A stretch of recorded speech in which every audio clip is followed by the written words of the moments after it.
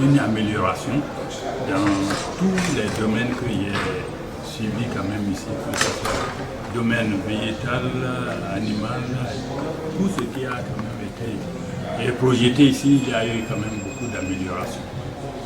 Mon rôle, c'est d'abord, on a dit chargé de mission, ça veut dire qu'il y a une mission qu'on m'a confiée, c'est-à-dire c'est d'écouter ce que le chef de l'État veut et aller vers les acteurs, leur rendre compte.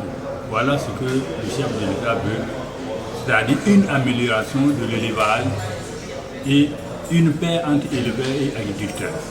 Parce que sans ça, sans la paix, rien ne pourra se réaliser.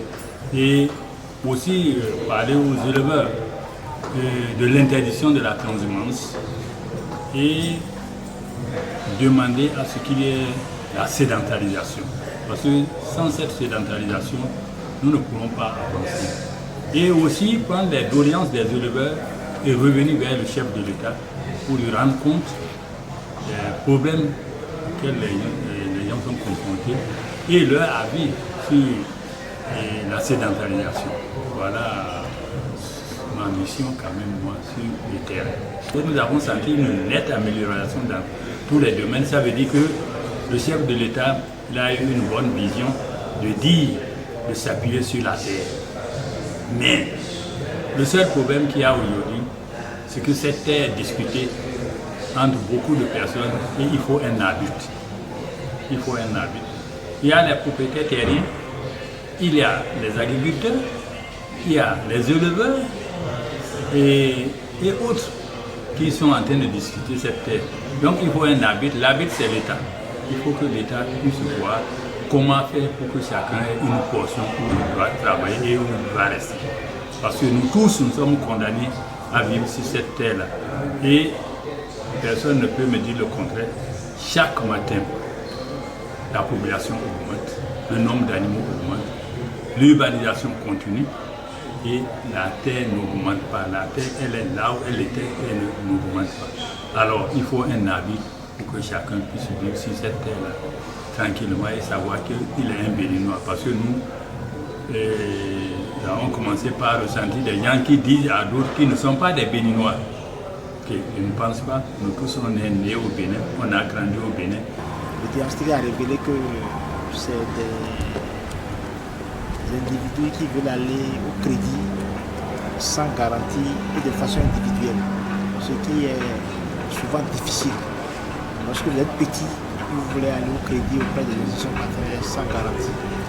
Et donc, ce que nous leur proposons, ce que nous avons convenu avec nos institutions partenaires, en l'occurrence les systèmes français décentralisés, c'est que ces petits exploitants se constituent en groupe, minimum 5.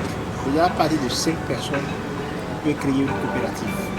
Donc, se constituent en groupe et dès lors qu'ils sont en groupe, on peut ajouter à ça, ils ont un marché pour leur production, ils ont d'office le crédit. Le crédit varie de 100 000, mais de 50 000 jusqu'à 50 millions. En tout cas, c'est plafonné à 50 millions de francs CFA. Et le taux d'intérêt ne dépasse pas 12% l'an dégressif, au lieu de 24 ou de 18% que les institutions avaient l'habitude de pratiquer. Ils peuvent rembourser sur des durées allant jusqu'à 36 mois. 36 mois. Et nous avons aussi négocié avec les institutions de sorte que le remboursement, l'échéance de remboursement leur soit structurée en fonction de leur réalité de production.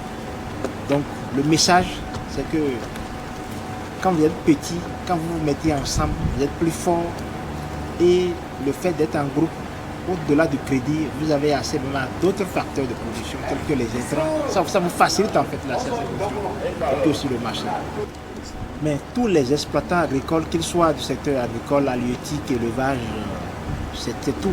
Et quel que soit, on a dit les montants, d'abord, et nous ciblons ceux qui sont vraiment dans la production, en fait, ceux dont on parle.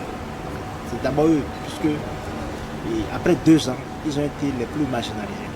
C'est un peu ça. Donc, quand nous parlons de petits exploitants, et dans le domaine agricole, c'est ceux qui ont en moyenne entre 0 et 1 hectare, par exemple. Agricole. Donc c'est tous ceux-là qui sont ciblés. Donc, et leur institution de prédilection, ce sont les systèmes financiers décentralisés. Nous en avons 14. La FESECAM, le PADME, Alibé, Renaka, PEPCO, il y en a 14 en fait, qui sont aujourd'hui préparés à acquérir pour pouvoir accompagner convenablement ces exploitants à accéder au crédit, au taux que j'ai indiqué, tout de 12% là.